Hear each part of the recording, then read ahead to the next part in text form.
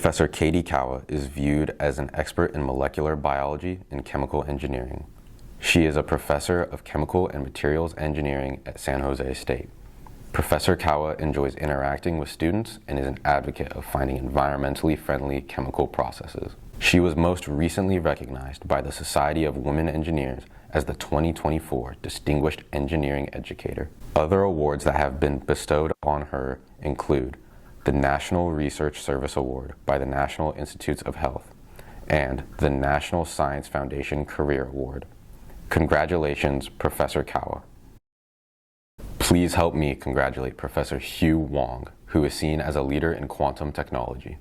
He is an associate professor in electrical engineering at San Jose State, has authored a book named Introduction to Quantum Computing, From Layperson to Programmer in 30 Steps, now available on Amazon, and has a YouTube channel with nearly 10,000 subscribers where he transfers his knowledge.